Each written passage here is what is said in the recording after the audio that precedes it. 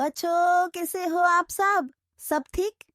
तो चलिए शुरू करते हैं। आज बच्चों, तुम मेरे चैनल को सब्सक्राइब नहीं किया, जल्दी जल्दी पहले सब्सक्राइब करो और फिर हम आज की कहानी शुरू करेंगे।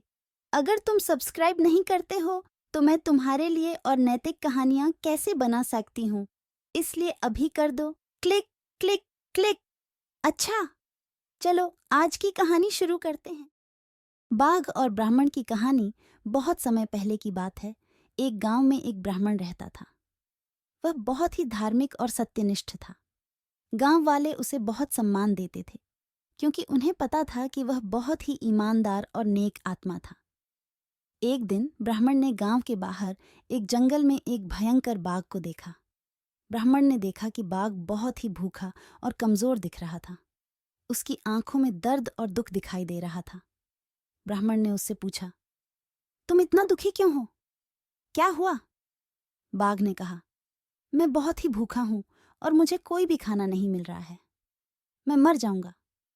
ब्राह्मण ने उससे कहा, तुम डरो मत, मैं तुम्हारी मदद करूंगा।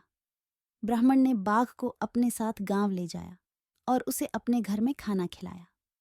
बाघ ने बहुत ही आभारी होकर ब्राह्मण से कहा, तुमने मेरी जान बचाई है, मैं तुम्हारी कृतज्ञता भूलने वाला नहीं हूं।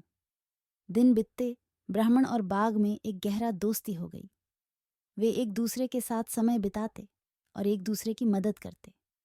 बाघ ने ब्राह्मण को बचपन से सिखा हुआ जंगल का जीवन कैसा होता है और ब्राह्मण ने बाघ को धार्मिक शिक्षा दी।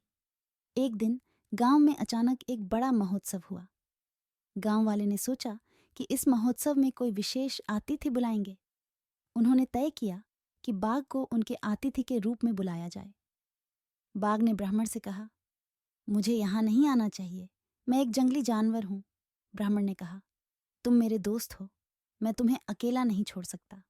बाघ ने भीड़ भरकर महोत्सव में भाग लिया और वहां उनकी अद्भुत दोस्ती ने सभी को हैरान कर दिया। लोगों ने देखा कि बाघ और ब्राह्मण कैसे एक दूसरे की मदद कर रहे हैं और एक दूसरे के साथ खुशहाली में हिस्सा ले रहे हैं। इस कहानी से हमें यह सीखने को मिलता है कि हमें दूसरों की मदद करना चाहिए, चाहे वह हमारे समाज से हों या जंगल के दोस्त। हमें सभी को एक साथ रहकर समृद्धि और शांति में योगदान देना चाहिए। चलो यार, मस्ती करके शेयर करो और सब्सक्राइब हो जाओ। ऐसे ही अपडेट्स के चक्कर में पट्टे रहो, धमाल मचाते रहो।